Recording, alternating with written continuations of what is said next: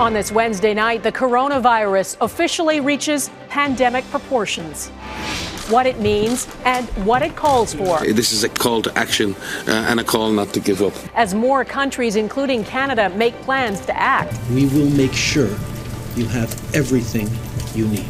Are Canadian hospitals equipped to cope as the health minister spells out the worst-case scenario? It's safe to assume that it could be between 30% and 70% of the population. Social distancing, what you need to know about keeping your distance, slowing the spread, and flattening the curve of infections. And from producer to prisoner, the sentence for convicted rapist Harvey Weinstein.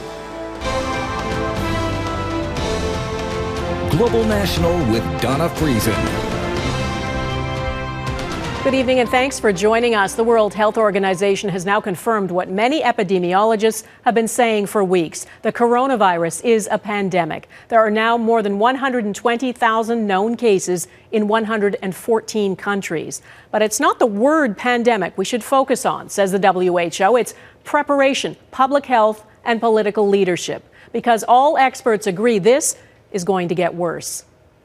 The dangers of using a word if people use it as an excuse to give up, or if people see it as something that grows fear. It is not the time for countries to move towards mitigation only, unless and until they are not in a position to affect the course of the epidemic and try and stop this organism. The difficulty is that if you do not try and suppress this virus, it can overwhelm your health system. In Canada, there are now more than 110 known cases of COVID-19, including a doctor in Ontario who treats cancer patients. And today, for the first time, the health minister gave an estimate of the number of people in this country who could become infected. I would say that it's safe to assume that it could be between 30% of the population that acquire the COVID-19 and 70% of the population. This seems to be an acceptable range. I realize it's a large range, but that is actually what is our best guess.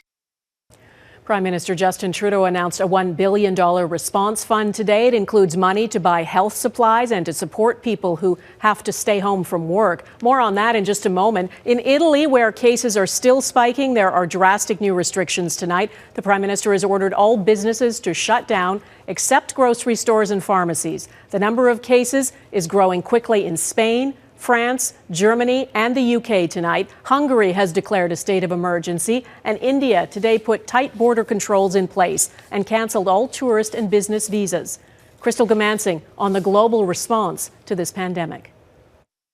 My right honourable friend, the Health Secretary, is working around the clock to protect the public's health. From the UK to Germany to Vatican City, leaders are addressing the rapid spread of the new coronavirus and its impact on health and daily life. The Bank of England's actions today comprise a timely and powerful package to support UK businesses and households in order to bridge a temporarily difficult period. The lending rate reduced back to its record low of 1/4 on budget day is a bit of financial comfort. We saw a large chunk of the budget earmarked for that purpose. £12 billion set aside to help with the economy, with businesses, and of course the fact that so many people, potentially a fifth of the workforce, could at some point be off because of the virus.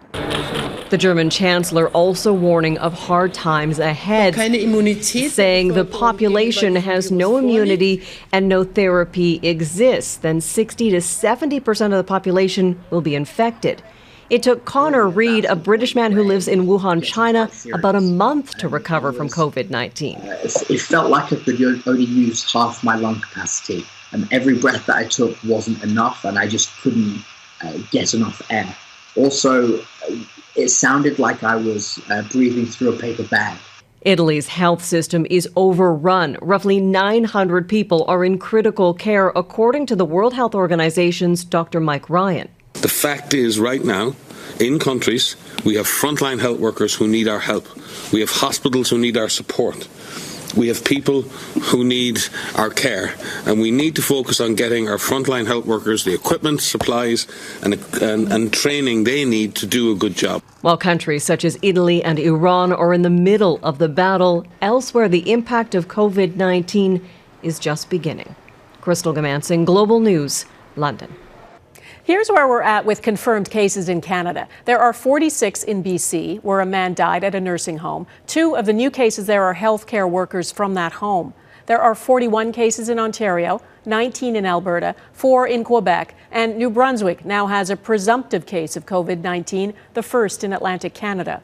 Of greatest concern is a doctor in Ontario, an oncologist at Hamilton Health Sciences. The woman in her 30s tested positive after traveling from Hawaii on Saturday.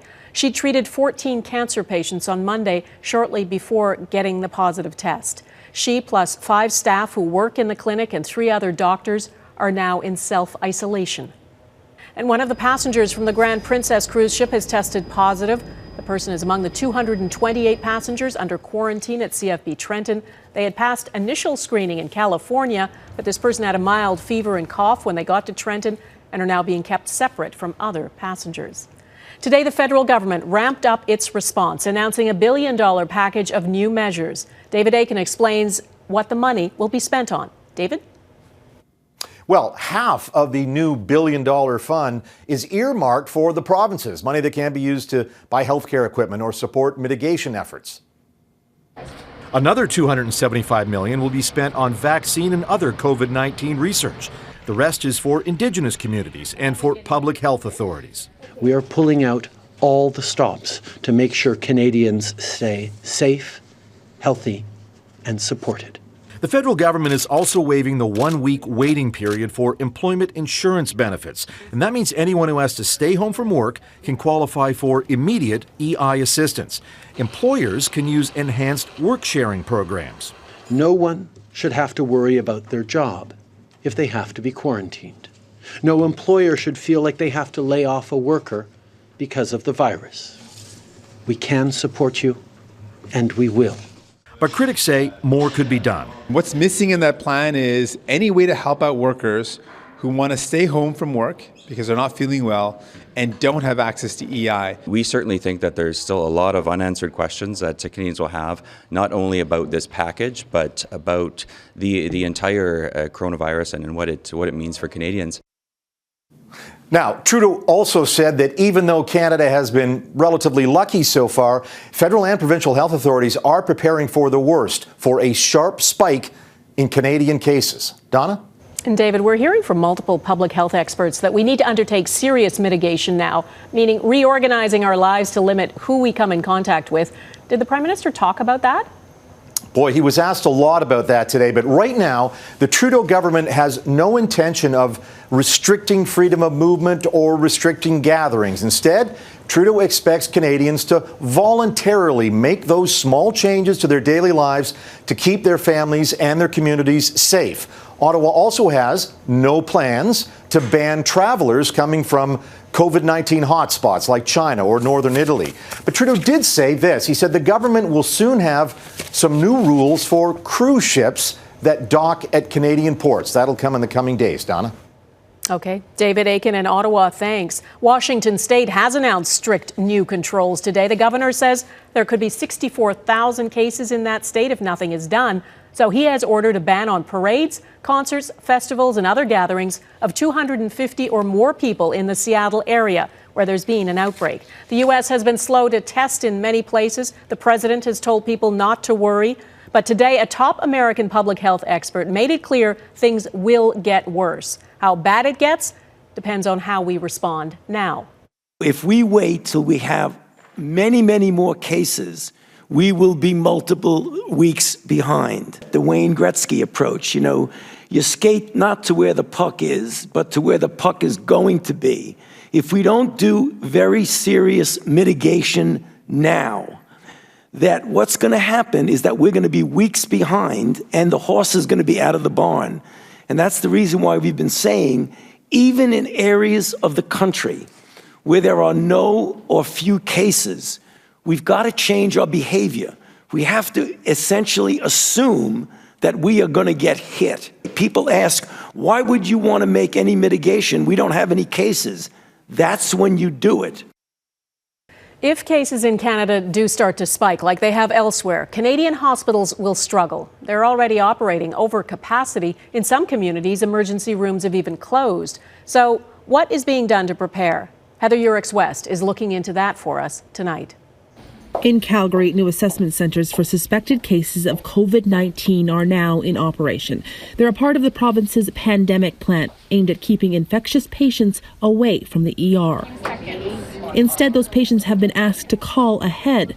But across the country, telehealth lines have been struggling to keep up with demand. We shouldn't conflate or confuse being prepared with being perfect. So we are seeing issues pop up, and as we see those issues, we're addressing them. Right now, the pressure is on provincial labs and those working to track, assess, and test for the virus. They know that if efforts to contain COVID-19 fail, patient demand on hospitals will soar. It is important to prepare for a range of different scenarios. But of course, it's sensible to prepare for something worse than prepare for something that's mild. A worst-case scenario could see hundreds of thousands, even millions of additional patients requiring critical care, far more than existing intensive care units can handle. In many cases, our hospitals are operating at 120% capacity. They are really concerned as to what the COVID-19 will do to the system. In Montreal, this shuttered hospital has reopened for just that purpose. Focused now on assessment, the facility treated 20 patients on its first day. But it's not just space that's required. For COVID-19's most critical, ventilators are the difference between life and death. The federal government says it's working to procure additional supplies, but admits that around the world, supplies are becoming tight. We need to look at where the materials are and how we could have access to these materials and maybe put production in place to increase the amount of supplies and material. Undeniably now, the road ahead will be tough. With pandemic plans in place, this is no longer a drill. Heather Yourex-West, Global News, Calgary. Well, we know you have lots of questions about this virus. Starting tomorrow, we will answer some of them. Our Jeff Semple has consulted experts and will join us. And you can send your questions to yourquestions@globalnews.ca. On our website, you'll also find a special page dedicated entirely to the new coronavirus. That's at globalnews.ca/coronavirus. Joe Biden sweeps another Super Tuesday. Coming up, how his rival Bernie Sanders is reacting. Plus, why Harvey Weinstein's lawyers call his prison sentence obscene.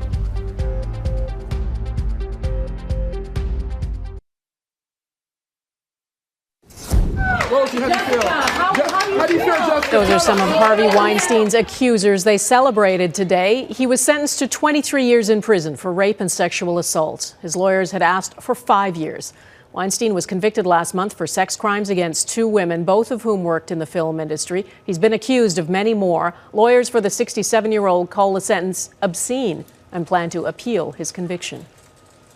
Joe Biden has cemented his position as the frontrunner for the Democratic Party's nominee to face President Trump. 6 more states went to the polls yesterday, and most of them were won by the former vice president. As Abigail Bimman reports, his sole opponent, Bernie Sanders, is not backing down. Call it Super Tuesday 2 for Joe Biden. We are a step closer to restoring decency, dignity, and honor to the White House. He swept at least 4 of 6 states, including battleground Michigan, a huge blow to Bernie Sanders, who won it in 2016 and prides himself on connecting with blue-collar and young voters. The race is over. Bernie Sanders cannot catch up. He's been dependent on younger voters. And younger voters are doing what they have done since time immemorial in this country, which is they're not showing up. Biden offered a message of unity Tuesday night. I want to thank Bernie Sanders and his supporters for their tireless energy and their passion. We share a common goal, and together we'll defeat Donald Trump. Sanders waited until Wednesday to speak, and amid some calls for him to step aside, he's still in the race. It is not just the ideological debate that our progressive movement is winning. We are winning the generational debate. It's going to be important for us to unify if we are going to defeat Donald Trump. Elena Beverly was the deputy director for urban affairs in the Obama White House. She says no matter who becomes the nominee, they'll need to bring more voters into the tent. And it's an open question whether Sanders won the ideological debate, as he claims. It still remains to be seen how the Democratic electorate wants to address issues like Medicare for all, health care, and whether or not there should be a single payer system. Tuesday's results make it very difficult for Sanders to come back. Now all eyes will be on the next debate on Sunday. In a very narrowed field, for the first time, it will just be Sanders and Biden facing off on stage. Abigail Bimman, Global News, Washington. Ahead, the push for more government spending on rail travel.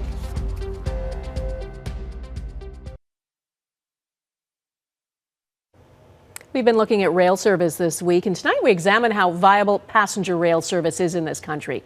The federal government is on the verge of making a multi-billion-dollar commitment to passenger rail. As Megan Robinson reports, it has a poor track record of rail investment. Traveling from Toronto to Montreal on Via Rail used to be faster. When I started at McGill in 2002, you could get to Montreal in under 4 hours if you took the fastest train, and that's not an option anymore. The same trip today takes at least 50 minutes longer, and that's after Via Rail spent over $300 million to make it faster. In 2016, the Auditor General revealed the money wasn't enough to resolve what Via Rail describes as an underlying problem. Most of the tracks are owned by CN, which said passenger service has improved. And while it continues working with Via Rail, it's not clear what kind of deal the two companies have signed. We're not privy to those details. So much of the train service agreement between Via Rail and CN is covered by commercial confidentiality. Via Rail is considering a solution called high-frequency rail. The initial cost for the project would be $4.4 billion for Canadian taxpayers. It would mean more reliable trains and dedicated tracks between Toronto and Quebec City. But they haven't agreed how to share access with local transit agencies in Toronto and Montreal. And this could drive up costs. Our key question about HFR, and we have not had this question answered, is this the cheapest way to do it? Or is there a way to do it on the existing corridor with political will? Documents obtained by Global News break down the $4.4 billion plan. $2.1 billion for work from Toronto to Ottawa, $91.5 million between Ottawa and Montreal, and $1.14 billion for a new route between Montreal and Quebec City, plus another $1.1 billion for a new fleet of trains. Via Rail's maintenance crews have been working absolute miracles to keep this stuff going as long as they have. And if the government is serious about tackling climate change and about giving people options that use less carbon while maintaining quality of life, passenger rail and intercity bus services are absolutely central to that. The union representing Via Rail workers also wants new legislation for passenger rail to give it some priority over freight traffic. But the government tells us it's not considering legislative changes. If the government isn't prepared to invest in actually creating the network for Via Rail, then there has to be something in place that will support passenger service and allow Via Rail a priority on freight lines in order to meet our mandate. If the high-frequency rail project is a success, experts say it could revitalize passenger trains in Canada. If we want people to travel by train, it needs to be the easiest, cheapest, fastest option. Via Rail has now hired consultants to deliver recommendations on the final route between Toronto and Quebec City before the end of the month. They'll also examine how much it would cost to make the new trains electric. Megan Robinson, Global News, Toronto. Keeping your distance next, how to act in the midst of a pandemic.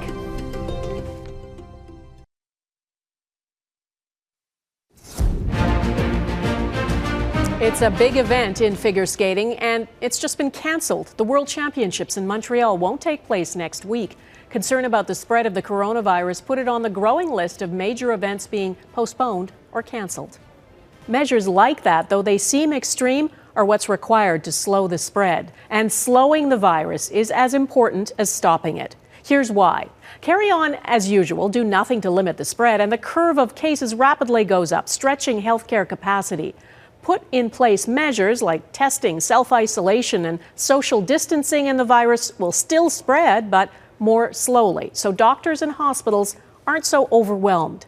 It's called flattening the curve. It's what specialists in infectious disease say has to happen right now. Mike Drolet explains how everyday life is changing. We made the decision not to have a studio audience. A proactive approach to COVID-19 containment in North America. The TV show The View taped before an empty audience Wednesday, an example of what's called social distancing. But that case was voluntary. Washington state has made it illegal for crowds larger than 250 people to gather. It's 1,000 in San Francisco, which will see the Golden State Warriors play in an empty arena Thursday. The idea is people can move about freely. They just can't gather in large numbers. So if you have a one-on-one interaction with somebody, the chances of transmission is low. But if you have a one-on-one transmission, multiplied 10,000 times, your likelihood of transmission now goes up. And all it takes is a few individuals who have the virus all of a sudden for you to have a few transmission events. And then the virus just kind of explodes from there. History has shown social distancing to work, provided it's put into effect before the virus has time to spread.